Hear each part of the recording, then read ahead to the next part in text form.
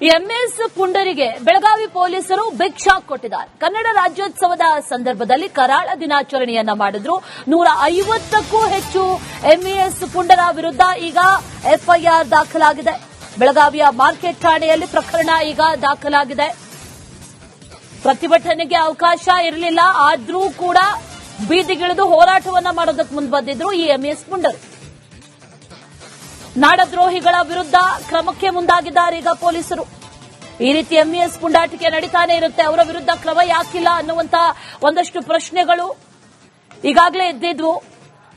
ಅವರ ವಿರುದ್ಧ ಕ್ರಮ ಕೈಗೊಳ್ಳೋದಕ್ಕೆ ಮುಂದಾಗಿದ್ದಾರೆ ಪೊಲೀಸರು. ಸದ್ಯಕ್ಕೆ ಮೊದಲ ಹಂತವಾಗಿ ಎಫ್ಐಆರ್ ದಾಖಲಾಗಿದೆ.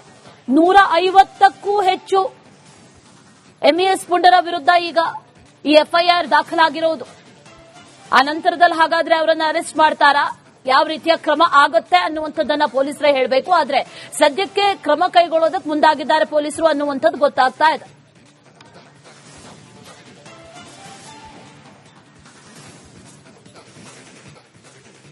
ಎಂಎಸ್ ಪುಂಡರಿಗೆ ಬೆಳಗಾವಿ ಪೊಲೀಸರು ಬಿಗ್ ಶಾಕ್ ಕೊಟ್ಟಿದ್ದಾರೆ. ಕನ್ನಡ ರಾಜ್ಯೋತ್ಸವದ ಸಂದರ್ಭದಲ್ಲಿ ಕರಾಳ ದಿನಾಚರಣೆಯನ್ನ ಮಾಡಿದ್ರು. 150ಕ್ಕೂ ಹೆಚ್ಚು ಎಂಇಎಸ್ ಪುಂಡರ ವಿರುದ್ಧ ಈಗ ಎಫ್ಐಆರ್ ದಾಖಲಾಗಿದೆ. ಬೆಳಗಾವಿಯ ಮಾರ್ಕೆಟ್ ಠಾಣೆಯಲ್ಲಿ ಪ್ರಕರಣ ಈಗ ದಾಖಲಾಗಿದೆ. ಪ್ರತಿಭಟನೆಗೆ ಅವಕಾಶ ಇರಲಿಲ್ಲ, ಆದ್ರೂ ಕೂಡ ಬೀದಿಗಿಳಿದು ಹೋರಾಟವನ್ನ ಮಾಡೋದಕ್ಕೆ ಮುಂದೆ ಬಂದಿದ್ರು ಈ ಎಂಇಎಸ್ ಪುಂಡರು. ನಾಡದ್ರೋಹಿಗಳ ವಿರುದ್ಧ ಕ್ರಮಕ್ಕೆ ಮುಂದಾಗಿದ್ದಾರೆ ಈಗ ಪೊಲೀಸರು. ಈ ರೀತಿ ಎಂಇಎಸ್ ಪುಂಡಾಟಿಕೆ ನಡೀತಾನೆ ಇರುತ್ತೆ, ಅವರ ವಿರುದ್ಧ ಕ್ರಮ ಯಾಕಿಲ್ಲ ಅನ್ನುವಂತ ಒಂದಷ್ಟು ಪ್ರಶ್ನೆಗಳು ಈಗಾಗಲೇ ಎದ್ದಿದ್ವು. ಅವರ ವಿರುದ್ಧ ಕ್ರಮ ಕೈಗೊಳ್ಳೋದಕ್ಕೆ ಮುಂದಾಗಿದ್ದಾರೆ ಪೊಲೀಸರು. ಸದ್ಯಕ್ಕೆ ಮೊದಲ ಹಂತವಾಗಿ ಎಫ್ಐಆರ್ ದಾಖಲಾಗಿದೆ. 150ಕ್ಕೂ ಹೆಚ್ಚು ಎಂಇಎಸ್ ಪುಂಡರ ವಿರುದ್ಧ ಈಗ ಈ ಎಫ್ಐಆರ್ ದಾಖಲಾಗಿರುವುದು. ಆ ನಂತರದಲ್ಲಿ ಹಾಗಾದ್ರೆ ಅವರನ್ನು ಅರೆಸ್ಟ್ ಮಾಡ್ತಾರಾ, ಯಾವ ರೀತಿಯ ಕ್ರಮ ಆಗುತ್ತೆ ಅನ್ನುವಂಥದ್ದನ್ನ ಪೊಲೀಸರೇ ಹೇಳಬೇಕು. ಆದ್ರೆ ಸದ್ಯಕ್ಕೆ ಕ್ರಮ ಕೈಗೊಳ್ಳೋದಕ್ಕೆ ಮುಂದಾಗಿದ್ದಾರೆ ಪೊಲೀಸರು ಅನ್ನುವಂಥದ್ದು ಗೊತ್ತಾಗ್ತಾ ಇದೆ.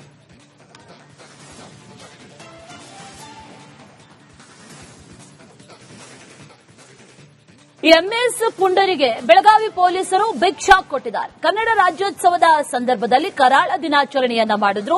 150ಕ್ಕೂ ಹೆಚ್ಚು ಎಂಇಎಸ್ ಪುಂಡರ ವಿರುದ್ಧ ಈಗ ಎಫ್ಐಆರ್ ದಾಖಲಾಗಿದೆ. ಬೆಳಗಾವಿಯ ಮಾರ್ಕೆಟ್ ಠಾಣೆಯಲ್ಲಿ ಪ್ರಕರಣ ಈಗ ದಾಖಲಾಗಿದೆ. ಪ್ರತಿಭಟನೆಗೆ ಅವಕಾಶ ಇರಲಿಲ್ಲ, ಆದ್ರೂ ಕೂಡ ಬೀದಿಗಿಳಿದು ಹೋರಾಟವನ್ನ ಮಾಡೋದಕ್ಕೆ ಮುಂದೆ ಬಂದಿದ್ರು ಈ ಎಂಇಎಸ್ ಪುಂಡರು. ನಾಡದ್ರೋಹಿಗಳ ವಿರುದ್ಧ ಕ್ರಮಕ್ಕೆ ಮುಂದಾಗಿದ್ದಾರೆ ಈಗ ಪೊಲೀಸರು. ಈ ರೀತಿ ಎಂಇಎಸ್ ಪುಂಡಾಟಿಕೆ ನಡೀತಾನೆ ಇರುತ್ತೆ, ಅವರ ವಿರುದ್ಧ ಕ್ರಮ ಯಾಕಿಲ್ಲ ಅನ್ನುವಂತ ಒಂದಷ್ಟು ಪ್ರಶ್ನೆಗಳು ಈಗಾಗಲೇ ಎದ್ದಿದ್ವು. ಅವರ ವಿರುದ್ಧ ಕ್ರಮ ಕೈಗೊಳ್ಳೋದಕ್ಕೆ ಮುಂದಾಗಿದ್ದಾರೆ ಪೊಲೀಸರು. ಸದ್ಯಕ್ಕೆ ಮೊದಲ ಹಂತವಾಗಿ ಎಫ್ಐಆರ್ ದಾಖಲಾಗಿದೆ. 150ಕ್ಕೂ ಹೆಚ್ಚು ಎಂಇಎಸ್ ಪುಂಡರ ವಿರುದ್ಧ ಈಗ ಈ ಎಫ್ಐಆರ್ ದಾಖಲಾಗಿರುವುದು. ಆ ನಂತರದಲ್ಲಿ ಹಾಗಾದ್ರೆ ಅವರನ್ನು ಅರೆಸ್ಟ್ ಮಾಡ್ತಾರಾ, ಯಾವ ರೀತಿಯ ಕ್ರಮ ಆಗುತ್ತೆ ಅನ್ನುವಂಥದ್ದನ್ನ ಪೊಲೀಸರೇ ಹೇಳಬೇಕು. ಆದ್ರೆ ಸದ್ಯಕ್ಕೆ ಕ್ರಮ ಕೈಗೊಳ್ಳೋದಕ್ಕೆ ಮುಂದಾಗಿದ್ದಾರೆ ಪೊಲೀಸರು ಅನ್ನುವಂಥದ್ದು ಗೊತ್ತಾಗ್ತಾ ಇದೆ.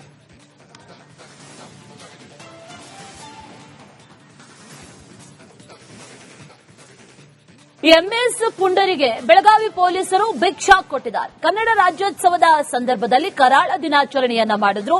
150ಕ್ಕೂ ಹೆಚ್ಚು ಎಂಇಎಸ್ ಪುಂಡರ ವಿರುದ್ಧ ಈಗ ಎಫ್ಐಆರ್ ದಾಖಲಾಗಿದೆ. ಬೆಳಗಾವಿಯ ಮಾರ್ಕೆಟ್ ಠಾಣೆಯಲ್ಲಿ ಪ್ರಕರಣ ಈಗ ದಾಖಲಾಗಿದೆ. ಪ್ರತಿಭಟನೆಗೆ ಅವಕಾಶ ಇರಲಿಲ್ಲ, ಆದ್ರೂ ಕೂಡ ಬೀದಿಗಿಳಿದು ಹೋರಾಟವನ್ನ ಮಾಡೋದಕ್ಕೆ ಮುಂದೆ ಬಂದಿದ್ರು ಈ ಎಂಇಎಸ್ ಪುಂಡರು. ನಾಡದ್ರೋಹಿಗಳ ವಿರುದ್ಧ ಕ್ರಮಕ್ಕೆ ಮುಂದಾಗಿದ್ದಾರೆ ಈಗ ಪೊಲೀಸರು. ಈ ರೀತಿ ಎಂಇಎಸ್ ಪುಂಡಾಟಿಕೆ ನಡೀತಾನೆ ಇರುತ್ತೆ, ಅವರ ವಿರುದ್ಧ ಕ್ರಮ ಯಾಕಿಲ್ಲ ಅನ್ನುವಂತ ಒಂದಷ್ಟು ಪ್ರಶ್ನೆಗಳು ಈಗಾಗಲೇ ಎದ್ದಿದ್ವು. ಅವರ ವಿರುದ್ಧ ಕ್ರಮ ಕೈಗೊಳ್ಳೋದಕ್ಕೆ ಮುಂದಾಗಿದ್ದಾರೆ ಪೊಲೀಸರು. ಸದ್ಯಕ್ಕೆ ಮೊದಲ ಹಂತವಾಗಿ ಎಫ್ಐಆರ್ ದಾಖಲಾಗಿದೆ.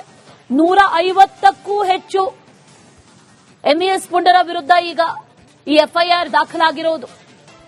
ಆ ನಂತರದಲ್ಲಿ ಹಾಗಾದ್ರೆ ಅವರನ್ನು ಅರೆಸ್ಟ್ ಮಾಡ್ತಾರಾ, ಯಾವ ರೀತಿಯ ಕ್ರಮ ಆಗುತ್ತೆ ಅನ್ನುವಂಥದ್ದನ್ನ ಪೊಲೀಸರೇ ಹೇಳಬೇಕು. ಆದ್ರೆ ಸದ್ಯಕ್ಕೆ ಕ್ರಮ ಕೈಗೊಳ್ಳೋದಕ್ಕೆ ಮುಂದಾಗಿದ್ದಾರೆ ಪೊಲೀಸರು ಅನ್ನುವಂಥದ್ದು ಗೊತ್ತಾಗ್ತಾ ಇದೆ.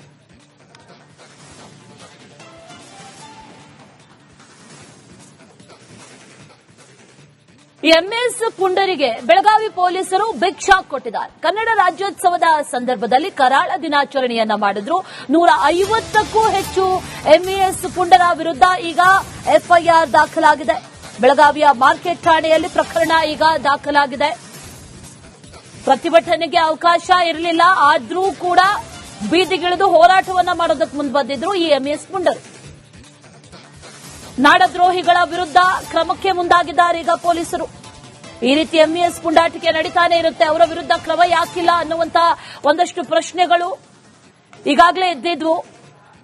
ಅವರ ವಿರುದ್ಧ ಕ್ರಮ ಕೈಗೊಳ್ಳೋದಕ್ಕೆ ಮುಂದಾಗಿದ್ದಾರೆ ಪೊಲೀಸರು. ಸದ್ಯಕ್ಕೆ ಮೊದಲ ಹಂತವಾಗಿ ಎಫ್ಐಆರ್ ದಾಖಲಾಗಿದೆ. 150ಕ್ಕೂ ಹೆಚ್ಚು ಎಂಇಎಸ್ ಪುಂಡರ ವಿರುದ್ಧ ಈಗ ಈ ಎಫ್ಐಆರ್ ದಾಖಲಾಗಿರೋದು.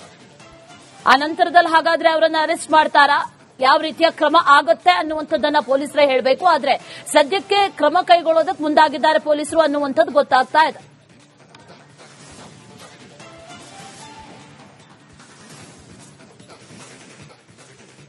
ಎಂಇಎಸ್ ಪುಂಡರಿಗೆ ಬೆಳಗಾವಿ ಪೊಲೀಸರು ಬಿಗ್ ಶಾಕ್ ಕೊಟ್ಟಿದ್ದಾರೆ. ಕನ್ನಡ ರಾಜ್ಯೋತ್ಸವದ ಸಂದರ್ಭದಲ್ಲಿ ಕರಾಳ ದಿನಾಚರಣೆಯನ್ನ ಮಾಡಿದ್ರು.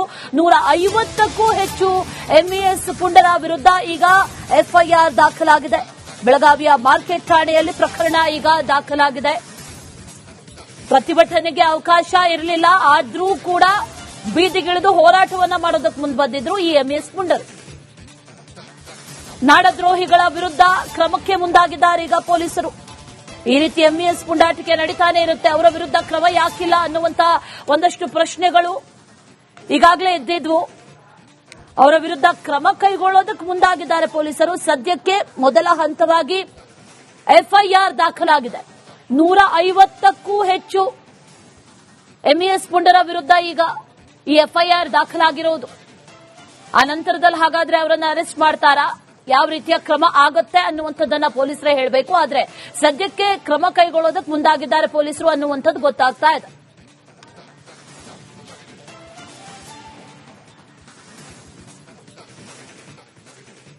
ಎಂಇಎಸ್ ಪುಂಡರಿಗೆ ಬೆಳಗಾವಿ ಪೊಲೀಸರು ಬಿಗ್ ಶಾಕ್ ಕೊಟ್ಟಿದ್ದಾರೆ. ಕನ್ನಡ ರಾಜ್ಯೋತ್ಸವದ ಸಂದರ್ಭದಲ್ಲಿ ಕರಾಳ ದಿನಾಚರಣೆಯನ್ನ ಮಾಡಿದ್ರು.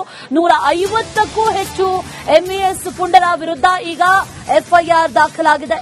ಬೆಳಗಾವಿಯ ಮಾರ್ಕೆಟ್ ಠಾಣೆಯಲ್ಲಿ ಪ್ರಕರಣ ಈಗ ದಾಖಲಾಗಿದೆ.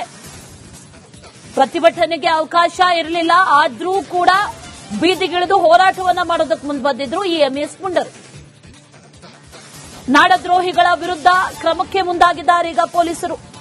ಈ ರೀತಿ ಎಂಇಎಸ್ ಪುಂಡಾಟಿಕೆ ನಡೀತಾನೆ ಇರುತ್ತೆ, ಅವರ ವಿರುದ್ಧ ಕ್ರಮ ಯಾಕಿಲ್ಲ ಅನ್ನುವಂತ ಒಂದಷ್ಟು ಪ್ರಶ್ನೆಗಳು ಈಗಾಗಲೇ ಎದ್ದಿದ್ವು. ಅವರ ವಿರುದ್ಧ ಕ್ರಮ ಕೈಗೊಳ್ಳೋದಕ್ಕೆ ಮುಂದಾಗಿದ್ದಾರೆ ಪೊಲೀಸರು. ಸದ್ಯಕ್ಕೆ ಮೊದಲ ಹಂತವಾಗಿ ಎಫ್ಐಆರ್ ದಾಖಲಾಗಿದೆ.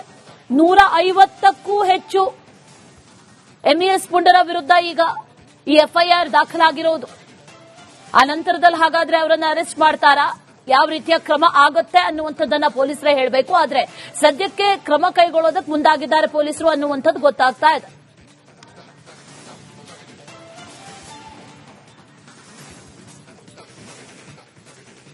ಎಂಇಎಸ್ ಪುಂಡರಿಗೆ ಬೆಳಗಾವಿ ಪೊಲೀಸರು ಬಿಗ್ ಶಾಕ್ ಕೊಟ್ಟಿದ್ದಾರೆ. ಕನ್ನಡ ರಾಜ್ಯೋತ್ಸವದ ಸಂದರ್ಭದಲ್ಲಿ ಕರಾಳ ದಿನಾಚರಣೆಯನ್ನ ಮಾಡಿದ್ರು.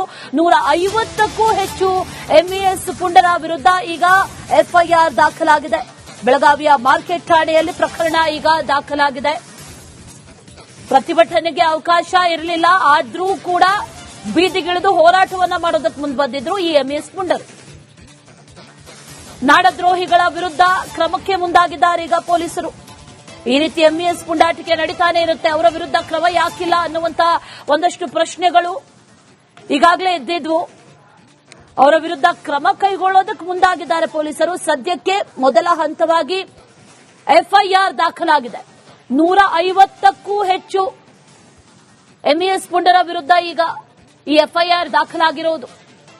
ಆ ನಂತರದಲ್ಲಿ ಹಾಗಾದ್ರೆ ಅವರನ್ನ ಅರೆಸ್ಟ್ ಮಾಡ್ತಾರಾ, ಯಾವ ರೀತಿಯ ಕ್ರಮ ಆಗುತ್ತೆ ಅನ್ನುವಂಥದ್ದನ್ನ ಪೊಲೀಸರೇ ಹೇಳಬೇಕು. ಆದ್ರೆ ಸದ್ಯಕ್ಕೆ ಕ್ರಮ ಕೈಗೊಳ್ಳೋದಕ್ಕೆ ಮುಂದಾಗಿದ್ದಾರೆ ಪೊಲೀಸರು ಅನ್ನುವಂಥದ್ದು ಗೊತ್ತಾಗ್ತಾ ಇದೆ.